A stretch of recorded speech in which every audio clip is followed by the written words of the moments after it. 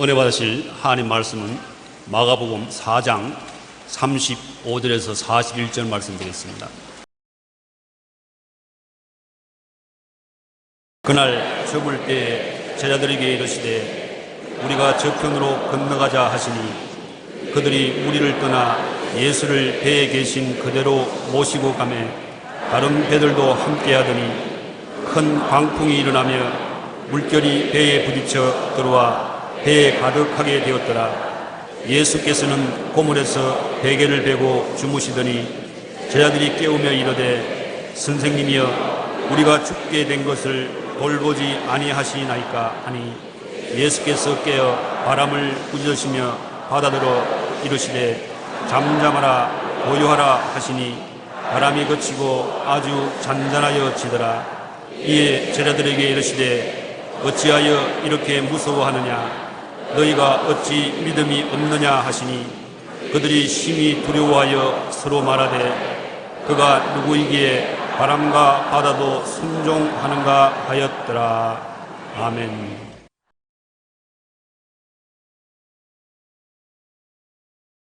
오늘 저는 풍랑과 인생이라는 제목으로 말씀을 나누고자 합니다.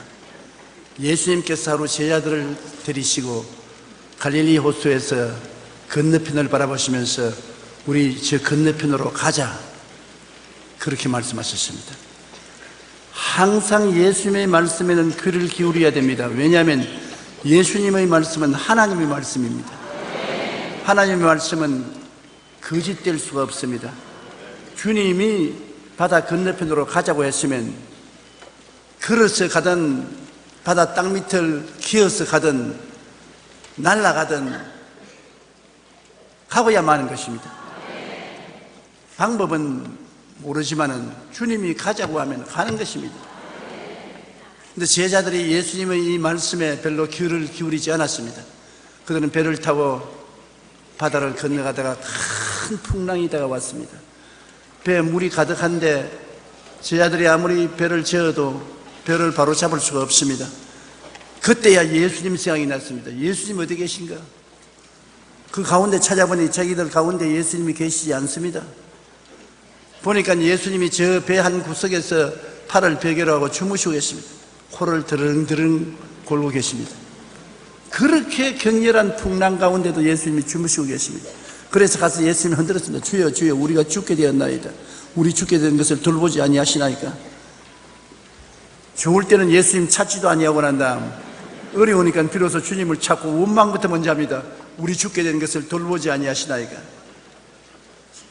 주의 말씀을 잊어버렸단 말입니다. 우리 저 바다 건너편으로 가자고 했으면 가는 겁니다. 죽기는 왜 죽어요? 근데 우리가 죽게 되었나이다. 그런데 주님께서 잠에서 깨어 일어나서 바람과 파도를 꾸짖으시니까 즉시 잠잠해졌습니다. 그리고 예수님이 제 아들을 넌지시 보시고 왜 두려워했느냐? 너희 믿음을 어디다 두었느냐? 주님 하신 말씀에 믿음을 두지 않고 바람과 바다에 믿음을 두었기 때문에 그 믿음은 공포로 변한 것입니다. 그런데 오히려 이 제자들은 감탄하지 않고 어떻게 바람과 바다도 순종하는 거야? 이 도대체 누군가? 그렇게 말했습니다. 이 말씀을 통해서 오늘 우리가 첫째로 예수님을 모시고 인생 바다를 건너가도 파도는 다가온다는 것입니다. 파도 없는 인생을 상상할 수 없습니다. 인생은 고해라고 합니다. 어느 곳에 가도 남의 밥에 콩이 굵어 보인다고 남은 편안하게 살고 우리만 고생당한다고 생각하지만 다 고생당합니다. 고난이 없는 인생은 없습니다. 왜냐하면 이 세상에 마귀가 있기 때문인 것입니다. 마귀가 없으면 고난 없어요. 그러나 마귀가 이 세상에 있는 이상 마귀는 사람들을 가만히 내버려 두지 않습니다. 욥같이 순진하고 착한 사람도 공격을 하는데요. 마귀는 원래 루시퍼 천사장 중에 한 사람이었는데 하나님과 동등됨을 취하려고 하다가 쫓겨났습니다. 자기 밑에 부리고 있는 하늘 천사 3분의 1을 데리고 쫓겨났는데 공주의 권세 잡고 있는데 그 천사 3분의 1이 귀신들이 된 것입니다. 귀신의 수가 얼마나 많은지 바다 건너편에 돼지떼가 한 2,000마리가 비탈에서 먹고 있었는데 거기에 미친 사람 한 사람이 있었어요. 온 동리가 다 아는 사람인데 옷도 입지 아니하고 동리 밖에서 고함을 치고 사람들을 위협하고 하는 사람인데 아무도 이 사람 근처에 못 갑니다.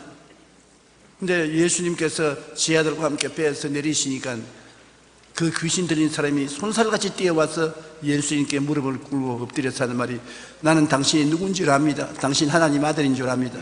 나를 무주행으로 보내지 마소서. 주님께서 귀신 보고 나오라. 네 이름이 뭐냐? 우리가 많습니다. 군대입니다. 로마 시절에 군대는 2,000명에서 5,000명이 군대입니다. 그러면서 하는 말이, 그냥 쫓아내지 마시고 저 돼지 떼 속에 들어가게 하소서. 귀신은 어찌하든지 사람에게 못 붙으면 짐승에게라도 붙어야 됩니다. 그래서 예수님이 가라. 그러니까 짐승에게 들어가니 돼지 떼가 순식간에 다 미쳐가지고서, 돼지 미친 것은 제가 성경에서 처음 봤어요. 그냥 산비탈을 내리따라 호수로 빠져들어가서 다 죽고 마는 것입니다. 이 귀신이 들어오면 사람만 괴롭히는 것이 아니라 짐승들도 괴롭히는 것입니다. 그래서 예수님께서 바다를 건너갈 때 풍랑을 일으킨 것은 뭐냐? 군대막이 집힌 이 귀신들인 것입니다. 예수님 오면 쫓겨나갈 줄 알기 때문에 예수님 오지 못하게 하려고 미리 파도를 일으켜서 예수님을 막았으나 예수님을 물에 빠뜨리지는 못했습니다. 우리가 예수님을 모시고 산다고 해서 인생의 파동이 안 당하오는 건 아닙니다. 귀신이 파도는 일으킵니다. 그러나 예수님을 모시고 있는 배는 물에 가라앉지를 않습니다. 그러므로 예수님이 안심하라는 말인 것입니다. 왜 두려워하느냐?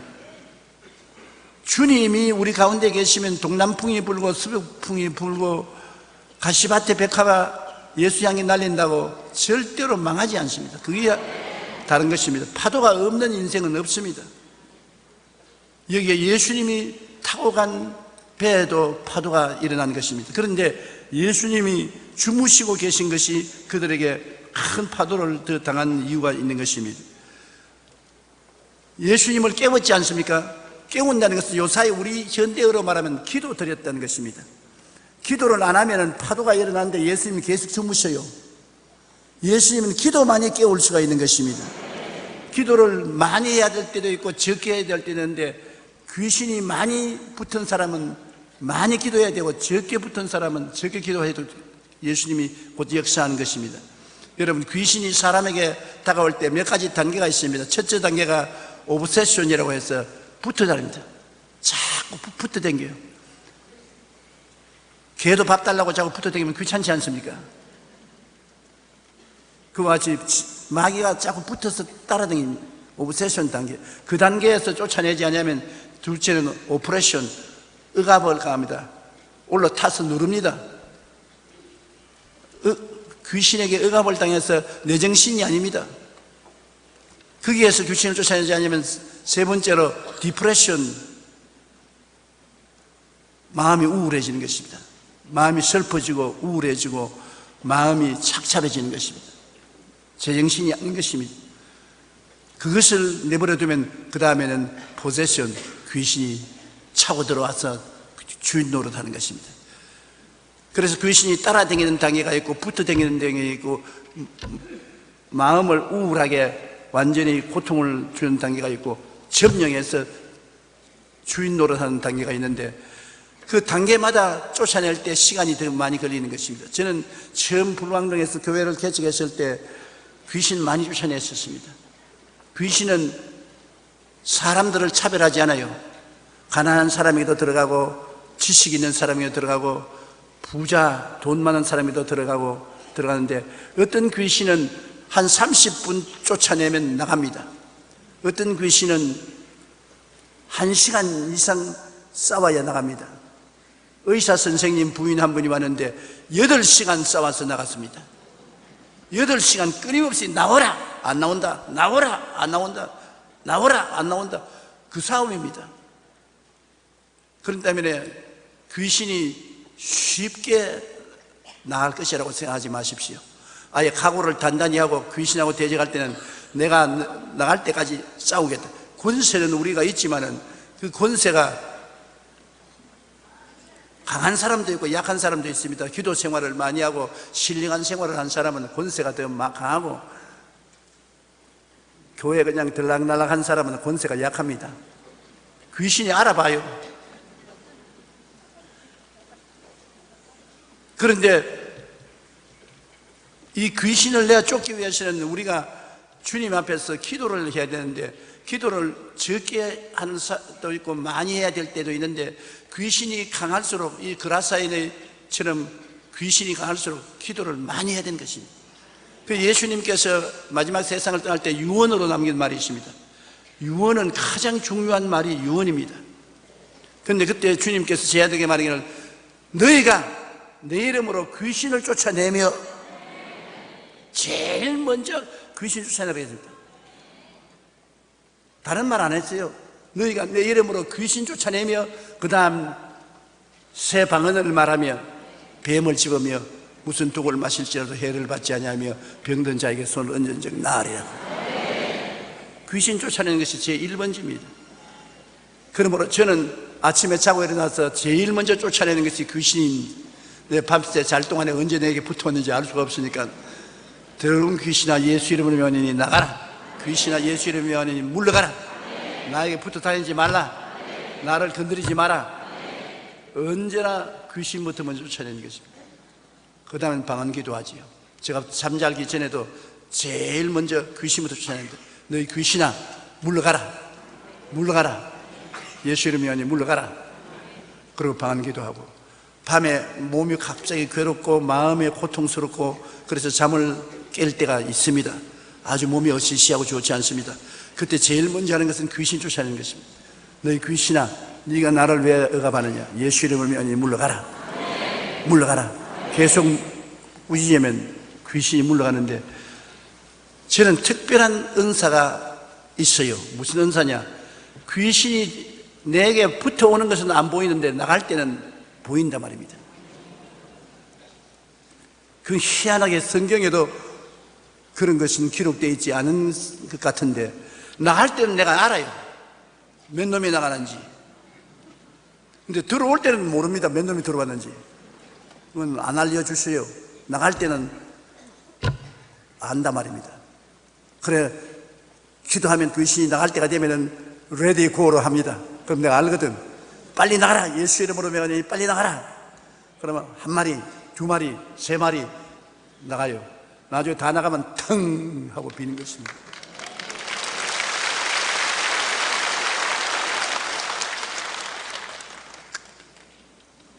예수님께서 귀신 쫓아내는 것이 얼마나 우리 신앙생활에 중요하냐 하면, 유언의 첫 마디에 귀신부터 쫓아내라. 그리고 제자들을 내보낼 때, 12제자를 내보낼 때도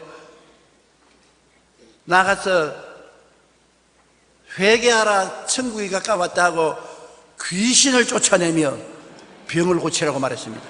70인의 제자도 둘씩 내보내면서, 내가 너에게 뱀과 전갈을 밟으며 원수의 모든 능력을 제어할 권세를 주었으니 너희를 해할 자가 결단코 없으리라.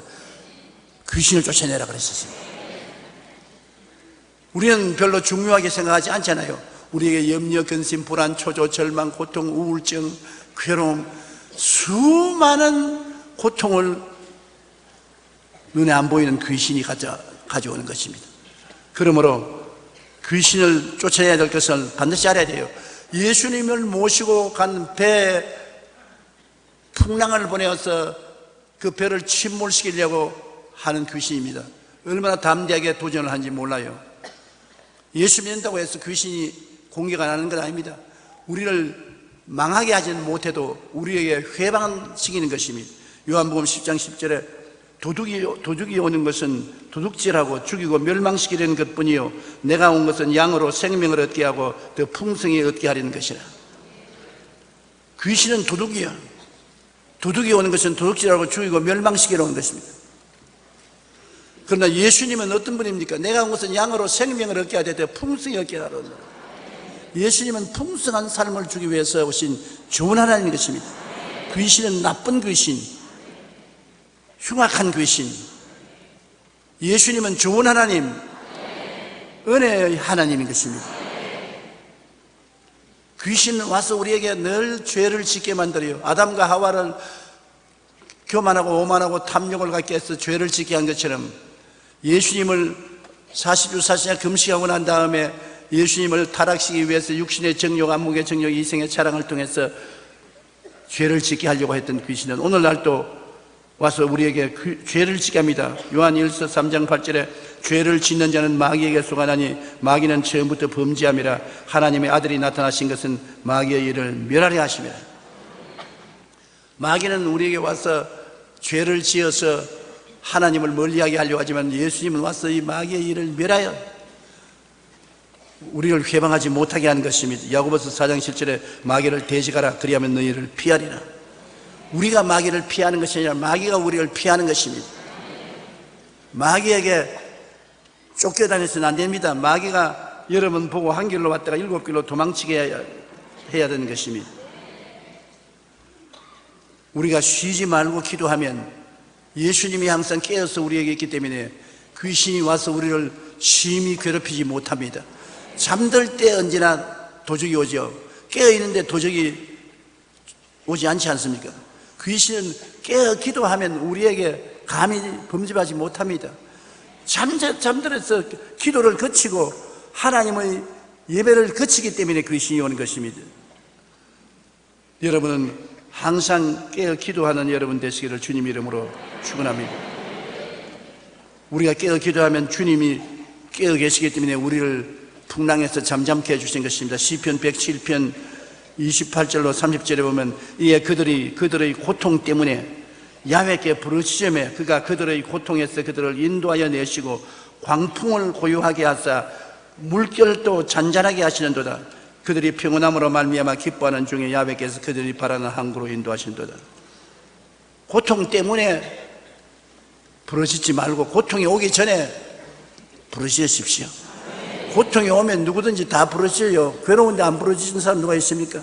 고통 오기 전에 정규적으로 하나님께 늘 기도드리고 예배드리고 깨어있으면 주님이 늘 같이 계시기 때문에 파도가 일자 말자 주님이 잠잠케 해주시는 것입니다.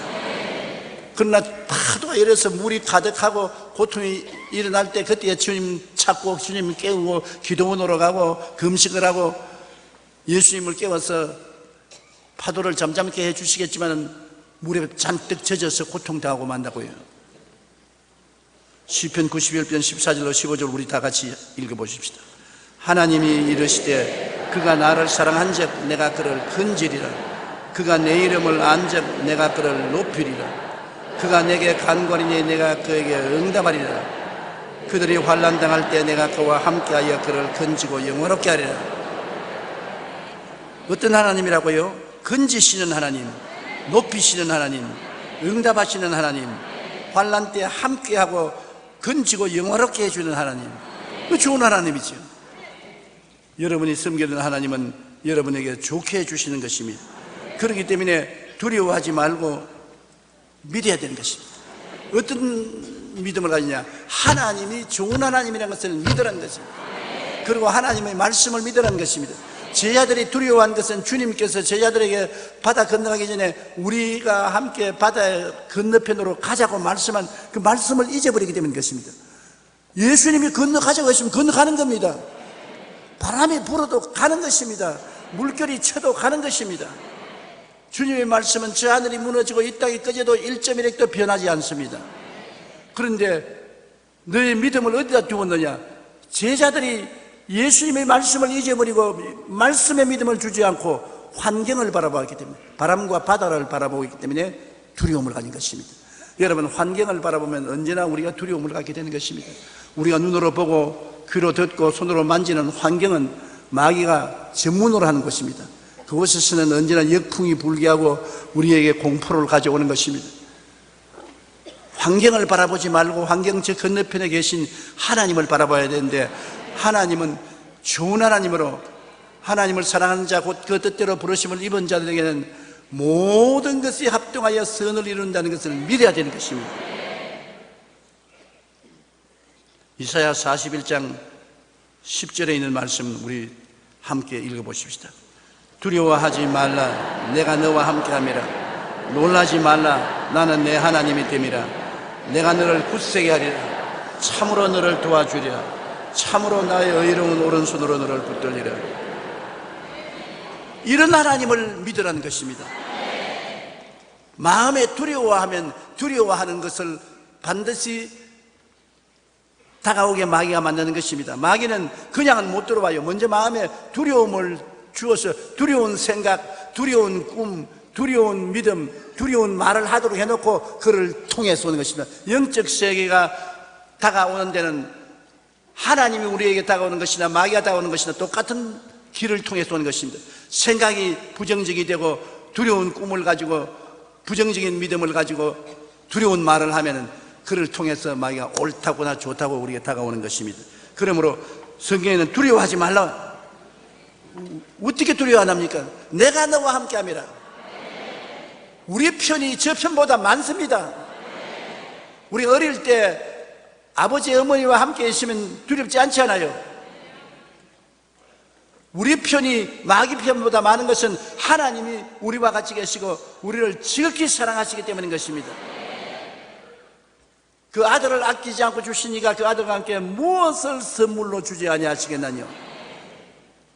십자가를 바라보십시오. 주님이 여러분을 위해서 아들을 주시는데 그 하나님의 사랑을 믿으면 여러분, 그 하나님이 여러분 편에 계신데 마귀가 어떻게 하겠습니까?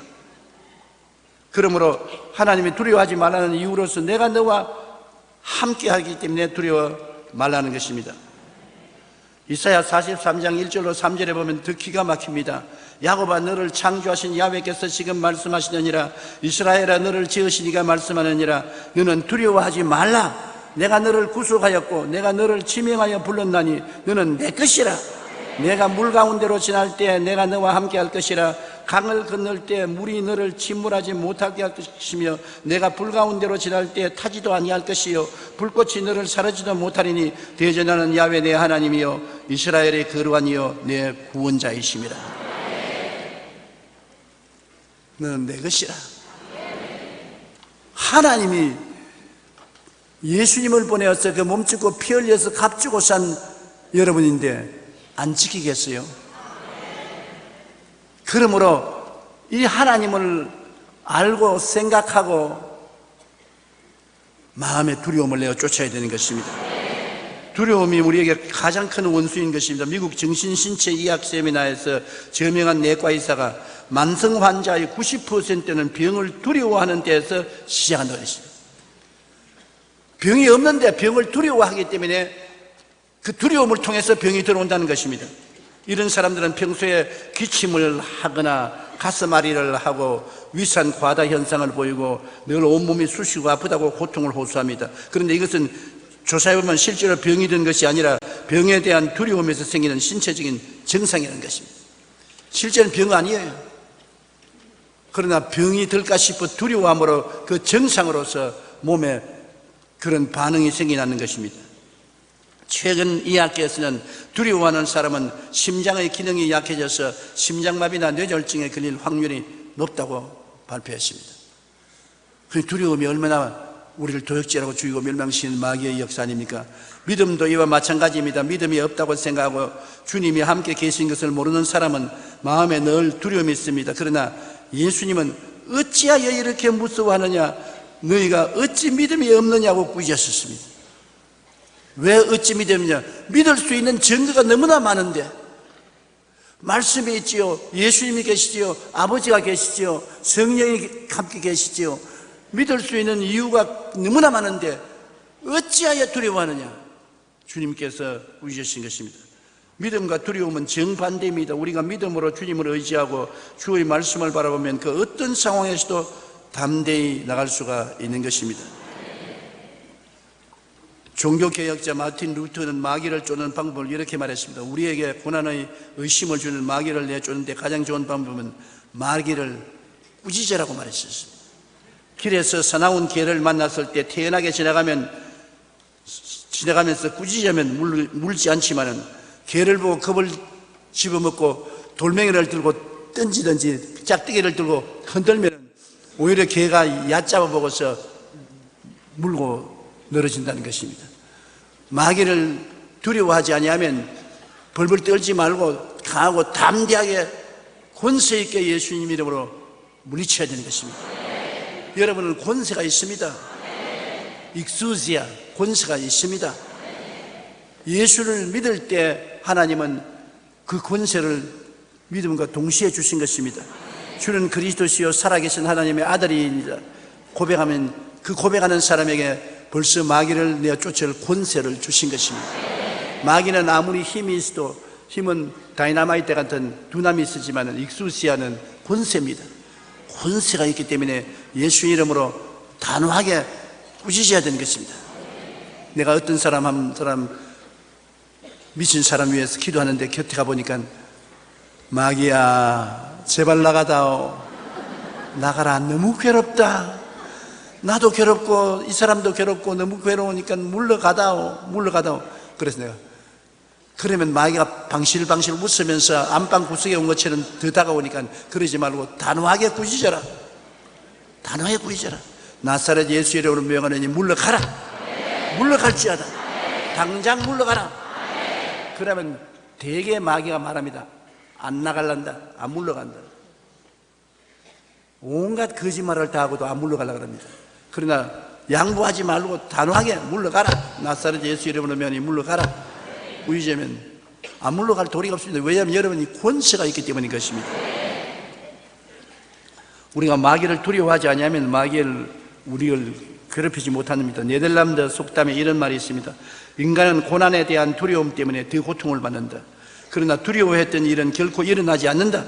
그러므로 지레 두려워하는 사람은 하나님이 허락한 고난보다 더 많은 고난을 당하는 것이다. 하나님이 우리를 자라게 위해서 시험적으로 주는 고난이 있습니다. 그건 그렇게 괴로운 고난은 아닙니다. 그런데 고난을 두려워함으로 말미암아 하나님이 허락하는 고난보다 더 훨씬 많은 고난을 당하고 있는 것입니다. 두려움 때문에 그런 것입니다. 우리가 인생의 바다를 건널 때 마귀는 크고 작은 일로 우리를 회방하여 겁을 줍니다. 그러나 우리가 두려워하거나 겁내지 않고 오직 믿음으로 담대하게 나갈 때 마귀는 오히려 쫓겨나가고 하나님의 은총이 다가오게 되는 것입니다. 둘째로, 저에게 오늘 인터넷에 보면 이런 질문이 많이 와요. 예수를 믿었는데 왜 시련을 겪습니까? 예수를 나는 잘 믿는데 왜 시련이 다가옵니까? 아마 여러분도 그런 질문을 한두 번 해본 적이 있을 것입니다. 주님은 풍랑을 면케하지 않아도 풍랑을 극복하고 이기게 해주는 주님인 것입니다. 풍랑을 면케해 주면 잘하지 않습니다. 저는 젊은 노인에 속하지 않습니까? 병원에 가면 의사들이 저보고 말하기를 근육이 많이 없어졌다고 근육을 키우라고 말합니다. 그래서 내가 어떻게 근육을 키우냐 그러니까 역기를 들어라, 아령을 들어라, 그리고 하루에 10,000보씩 걸어라. 그래서 아이고 힘이 들어서 역기를 못 들어요. 이 아령도 힘이 들기 때문에 근육이 생기는 겁니다. 힘이 안 들면 근육이 안 생겨요. 근육이 생겨야 저항력이 생기고 늙는 것을 방지할 수 있는데 이대로 근육이 다 없어지고 뼈와 가죽만 남으면 큰일 납니다. 영적으로도 한 가지인 것입니다. 주님께서 여러분에게 고난을 허락하는 것은 고난이 있어야 영적으로 근육이 붙는 것입니다. 신앙의 근육이 붙어서 믿음의 힘이 생기고 기도에 힘이 생기고 전도에 힘이 생기고 능력 있는 신앙을 가지려면 신앙의 근육이 붙어야 되는데 신앙의 근육은 안 죽을 만한 고통을 통해야 신앙의 근육이 생기는 것입니다. 그렇기 때문에 여러 가지 시험을 당하는 것을 원통하고 분하게 생각하지 마십시오. 고린도후서 4장 7절로 10절에 우리가 이 보배를 질그릇에 가졌으니 심히 큰 능력은 하나님께 있고 우리에게 있지 아니함을 알게 하려니라. 우리가 사방으로 우겨쌈을 당하여도 쌓이지 아니한다. 사방으로 우겨싸이게 만들어 놓아요. 염려, 근심, 불안, 초조, 절망들이 와서 우리를 우겨싸요. 그 하나님 아예 오지 않도록 안 하는 것입니다. 내버려 우겨 살아. 그러나 우리 속에서 기도하고 믿음으로 대항함으로 사방에서 우겨 살아도 사형을 닫지 않고 우리가 걱정스럽고 염려스러운 일이 다가와도 정복을 한다는 것입니다. 일어나서 저항해서 그를 이기게 되기 때문에 힘이 생기는 것입니다. 답답한 일을 당해도 낙심하지 않습니다. 박해를 당해도 버림받지 않는 것은 박해를 할수록 더 열심히 기도하고 하나님께 매달리기 때문인 것입니다. 그 구름을 당해도 망하지 아니하는 것은 우리를 망하게 하려고 하면 하나님께 더 흥하게 하도록 긍정적인 믿음으로 나올 수가 있는 것입니다. 시련이 와야 예수님의 능력을 체험할 수 있는 것입니다. 시련이 안 온 사람은 간증할 것이 없어요. 여러분도 이제 얼마 있으면 지역장, 구역장, 그 다음엔 장로님, 여러분 지역에 복음 말씀 증거해달라고 초청을 받을 때가 있습니다. 할 말이 없으면 큰일이죠. 그런데 간증이 있으면 할 말이 많단 말입니다. 내가 기도로 말미암아 내 아들, 딸들을 주께로 인도하고 우리 남편을 예수 믿게 하고 우리 마누라를 주님께 인도해서 병이 낫게 하고 간증을 하면은 실제 체험한 것이기 때문에 사람들이 눈을 크게 뜨고 귀를 쫑깃하게 해서 듣습니다. 그러나 하나님 말씀을 전가하고 예배를 인도해야 되는데 일어나가셔서 나는요 교회 왔다 갔다 하고 할 말이 없어요. 하나님이 살아 계신다 그러는데 있는지 없는지 나도 알롱달롱하고 이렇게 되면 자기도 절단이고 듣는 사람도 절단강산인 것입니다. 믿음은 들으면서 난다고. 믿음을 가지고 증거를 해야죠. 그 믿음은 증거를 하려면 체험이 있어야 돼요. 우리가 성경을 읽으면 이스라엘 백성의 하나님은 체험의 하나님인 것입니다. 홍해수를 갈라 놓았으니까 할 말 없지요. 홍해수를 갈랐는데요, 썬물을 달게 해주시고 하늘에서 만나가 비와 같이 쏟아지시고 메추라기가 고기 대신에 오고 바위에서 물이 솟아오르고 그런 체험을 통해서 이스라엘의 하나님은 살아계신 하나님이라고 확연히 우리가 증거할 수 있는 것입니다. 예수님이 무리로 걸으신, 보통 사람 무리를 걷는 거 봤습니까? 그런 예수님이 무리를 걸었다니까 그 얼마나 확실한 증거를 가지고 있는 것입니까?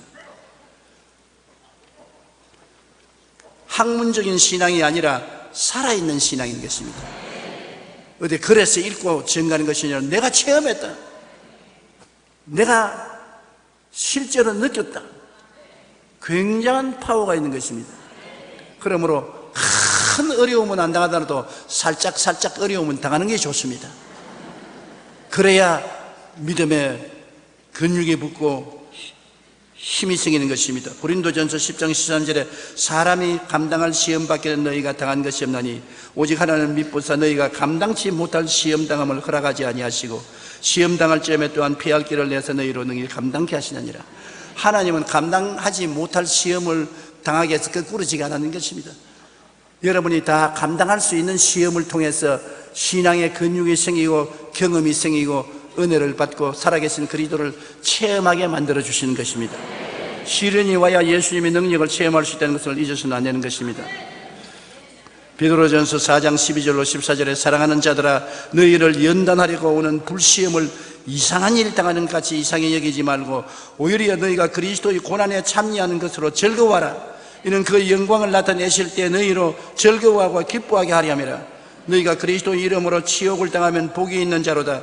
영광의 영국 하나님의 영이 너희 위에 임하시라. 우리가 고난당하면 고난을 이기게 하려고 성령이 우리에게 임하여 계신 것입니다. 성령을 언제 체험합니까? 내가 고난당할 때 성령을 체험하는 것입니다. 편안할 때 성령께서 능력을 줄 필요가 없어요.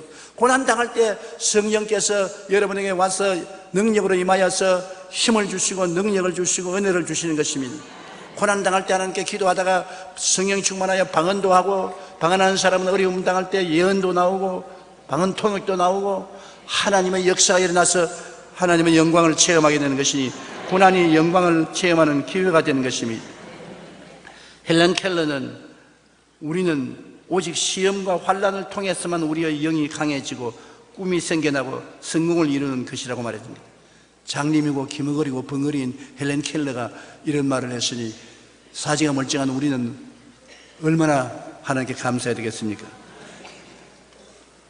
이 세상은 고난으로 가득하나 또한 이 고난들을 극복할 수 있는 능력도 가득하다, 그렇게 말했습니다. 고난이 가득할 뿐 아니라 고난을 극복할 수 있는 능력도 가득하다. 그러므로 우리가 고난만 보지 말고 능력을 보라. 능력을 우리가 어떻게 봅니까? 예수님 안에서 하나님이 능력으로 채워주시는 것입니다. 안 믿는 사람은 예수님을 모르기 때문에 능력을 얻지를 못하지요. 고통을 당하지요. 우리는 고난이 다가오면 고난을 극복할 수 있는 능력이 예수님께 있사오므로 예수님을 모셔드리면 그리스도와 함께 고난을 이길 수 있는 능력으로 충만해지는 것입니다. 마르틴 루터는 이렇게 말했습니다. 그리스도의 은혜를 받기 적합한 사람이 되기 위해서는 자신에 대해 완전한 절망 속을 빠져보아야 한다. 지가 한번 절망에 빠져서 이제 난 죽었다, 난 끝났다, 손 틀었다, 그렇게 해서 그 속에서 이겨나온 사람은 정말로 하나님의 은혜를 받을 준비가 되어 있는 사람이라고 말하는 것입니다. 우리가 다는 그렇지만은 성공한 사람들은 보면 절망의 밑바닥을 한번 친 사람들인 것입니다. 완전히 힘도 능력도 다 끝나고 소망도 다 없어지고 완전히 버림받았다고 생각하는 그러한 시점에서 주님이 손 내밀어서 내 손 잡아라. 그때가 정말 멋있는 믿음의 때인 것입니다. 언제 주님이 손 내밉니까? 그런데 처한 사람 보고 손 내밀지 뭘 그렇게 걸어가는 사람 보고 내 손 잡아라. 아니요, 필요 없어요. 그럴 거 아닙니까? D.L. 무디 목사님이 그런 증거를 했습니다. 눈이 오는 겨울철에 자기 딸을 데리고 공원 산책을 하는데 딸의 손목을 잡으니까 딸이 하는 말이 손목 필요 없어, 손가락만 줘. 무디 목사님은 키가 크고 신체가 장대한 사람입니다. 그래서 딸에게 손가락을 주니까 손가락만 잡고 가. 그러다가 미끄러져서 확딱 문둥방울을 찍고 난 다음에 하고 봐, 내가 붙잡아 주겠다는 게 아버지 그러면 손목만 줘. 손목을 내주니까 손목 잡아요. 또 확 넘어져서 엉덩방울을 찍고 울기에 그 다음에 아버지가 손목을 덥석 잡았습니다. 그 다음에는 미끄러지면 달랑하고 달리고 미끄러지면 달랑하고 달리고 그 봐, 아버지가 잡아주겠다는데 왜 네가 자꾸 그러냐. 요새 사람들이 그래요. 하나님 손가락만 내주십시오. 손만 잡아주십시오. 하나님은 여러분 온 몸통을 다 잡아주기를 원하시는 것입니다. 그러므로 내가 흑암의 음침한 골짜기에 떨어질 때 주님 손 내밀면 우리가 너무나 기쁘게 그 손을 잡지요. 평안하고 좋을 때는 주님 손을 덜쳐버리고 마는 것입니다. 세상에는 예수님을 믿었는데도 시련을 당하고 고통을 받는 경우가 많습니다. 그러나 우리는 이러한 시련을 통해 예수님의 능력을 체험하고 살아있는 신앙인이 되는 것입니다. 죽은 신앙인이 아니라 살아있는 능력 있는 신앙인이 되는 것입니다. 셋째로 자연도 예수님의 말씀에 순종하는 것을 알아야 되는 것입니다. 사람이나 귀신만 예수님 말씀에 순종하는 것이 아니라 바람과 바다도 예수님이 꾸짖으면 잠잠해지는 것입니다. 일본의 지진도 예수님이 꾸짖으면 잠잠해져요. 자꾸 남은 나라 독도를 자기 나라 땅이라고 하지 말고 주님을 믿으면 주님이 꾸짖으면 지진도 잠잠해진다고요. 바람과 바다를 잠잠케 하신 주님인 것입니다.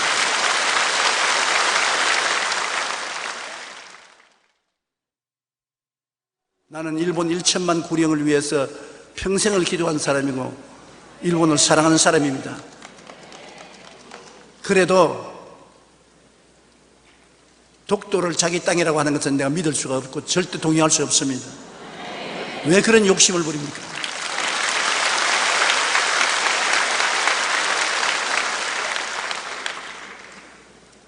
말은 입 가지고 바로 해야지 말을 삐뚤러 하면 어떻게 하는 것입니까? 발음만 하다가 욕을 많이 얻어먹지만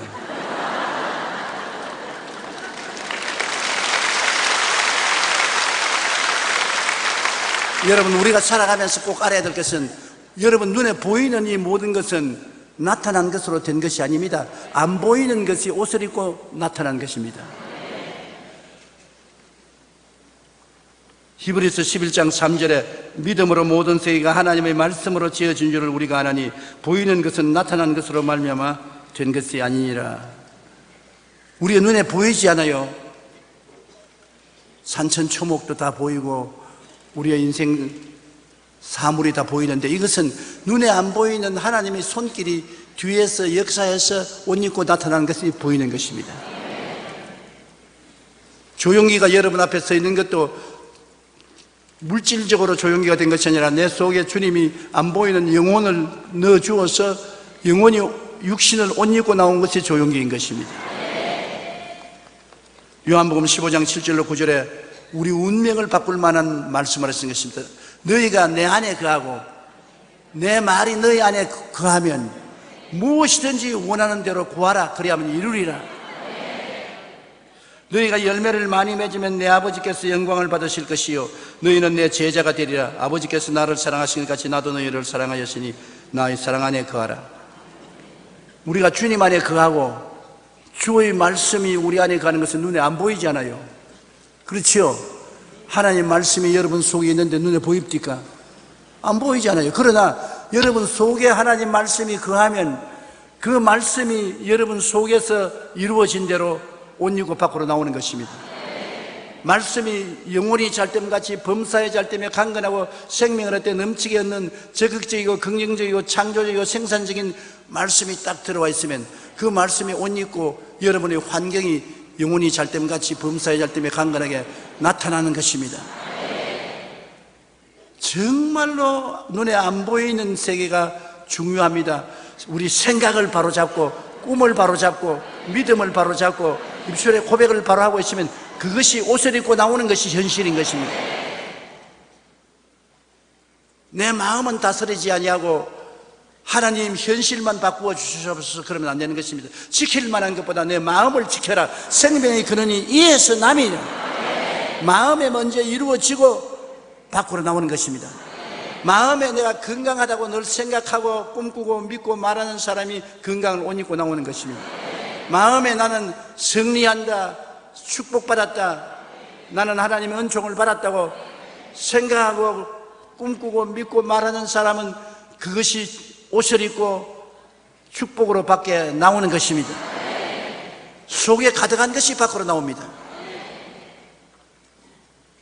그렇기 때문에 우리가 하나님 앞에 나와서 말씀을 읽고 기도하고 우리 속마음이 가득해지면 눈에는 아무 정가 안 보이고 귀에는 아무 소리 안 들리고 손에는 잡히는 없어도 환경은 변화되는 것입니다.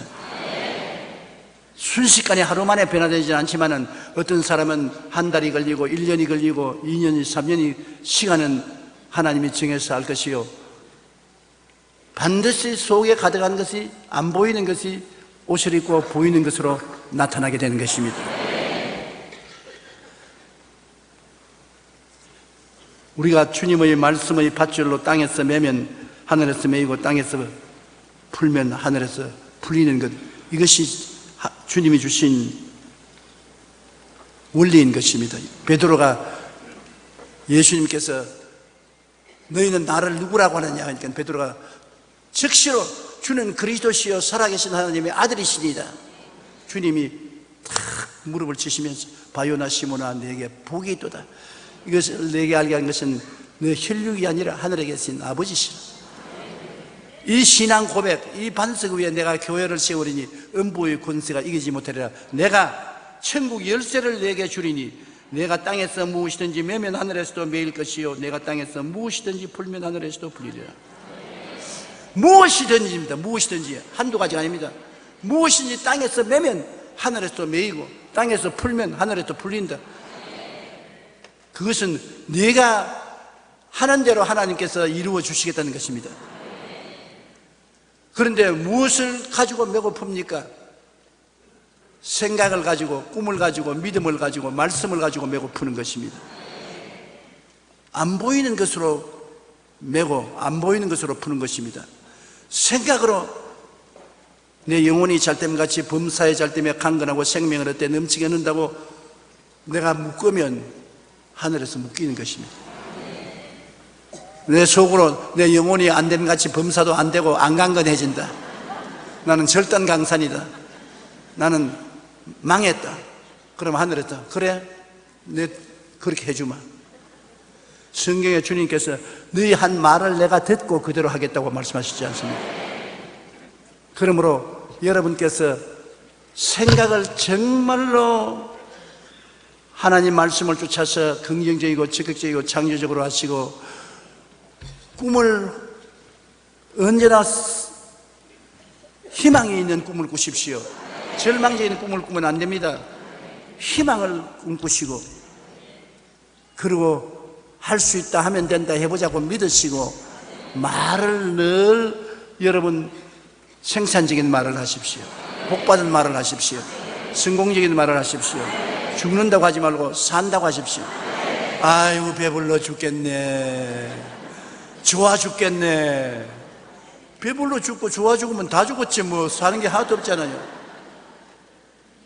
그런 말이 얼마나 우리 생애를 좌우하는 키가 된다는 것을 알아야 되는 것입니다.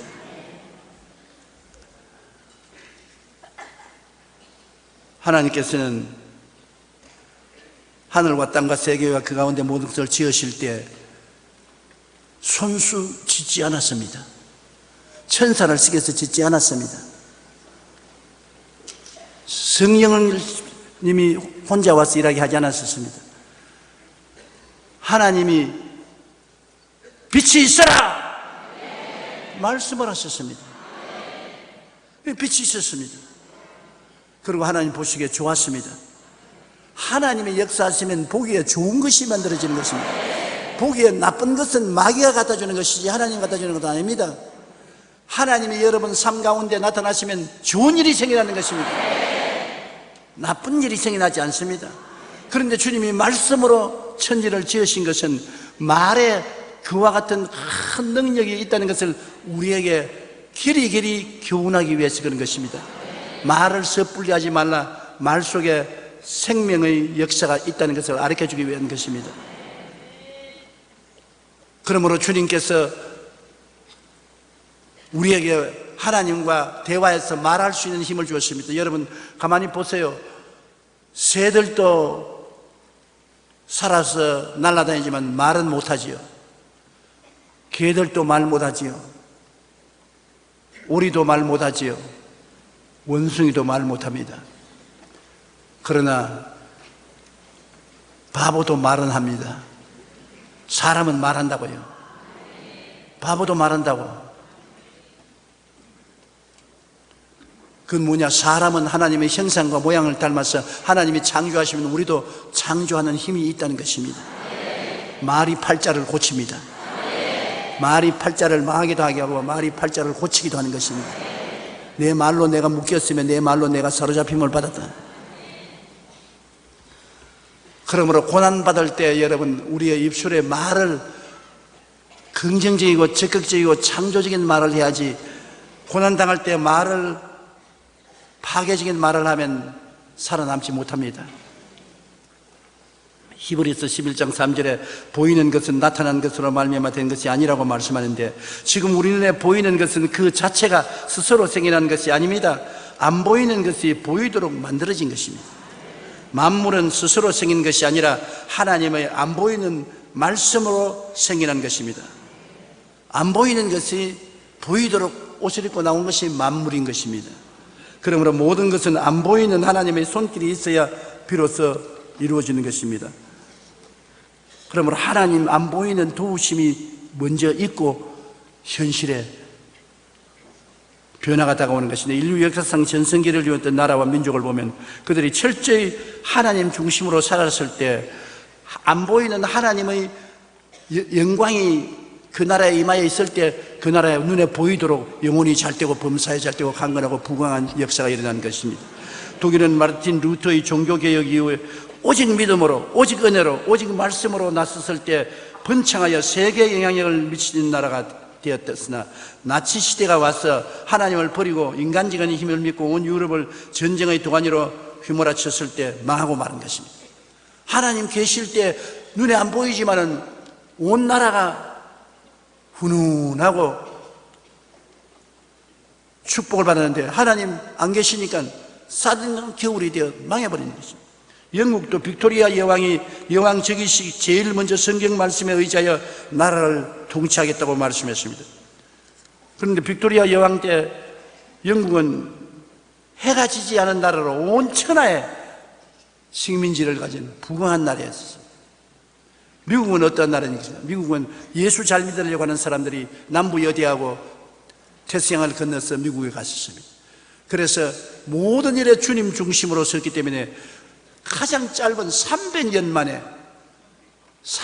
만에 세계에서 인류 역사상 가장 부국이 된 것입니다. 그 눈에 안 보이는 하나님의 역사가 있기 때문에 눈에 보이는 축복이 임하신 것입니다. 우리나라도 보세요. 오랜 역사 가운데 주변 국가들로부터 끊임없는 약탈과 핍박을 받으며 살아왔습니다. 게다가 일제감정전을 지나 한국 전쟁 이후 이 나라는 다시는 재건할 수 없을 만큼 초토화되었습니다. 6.25 사변 난 이후에 전쟁의 잿더미에 우리가 살 때 정말 저는 학생 시절이었지만 탄식을 했습니다. 왜 내가 이런 나라에 태어났겠나. 그때 내가 볼 때는 희망이 없어요. 일본 36년의 수탈을 당하고 난 다음에 곧장 나라가 서자마자 전쟁이 일어나서 잿더미가 되어버렸는데 뭘 바랍니까? 어디 가도 희망이 없는 절망밖에 없었습니다. 그런 나라가 60년 지난 오늘날에 실제로 금년도에 발표한 거 보니까 국민소득 3만 달러로 10대 부자 나라가 되는 것입니다.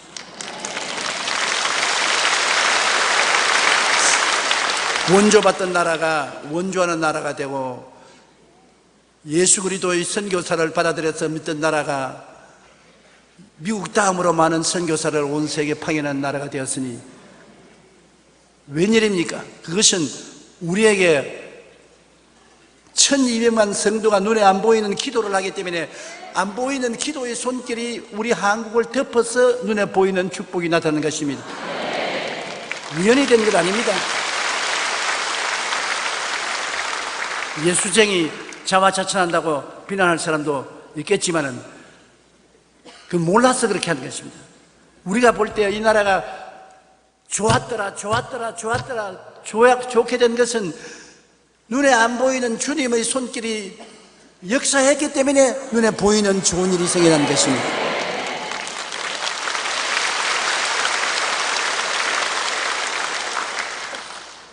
요사이 우리 교회가 칭찬을 받지 못하고 있어요. 한기총도 분쟁이 있고 여러 교회들이 분쟁이 있어 안 믿는 사람들이 손가락질을 받고 있습니다. 그러나 교회는 망하지 않습니다. 교회는 성령이 계시는 것이 교회인 것입니다.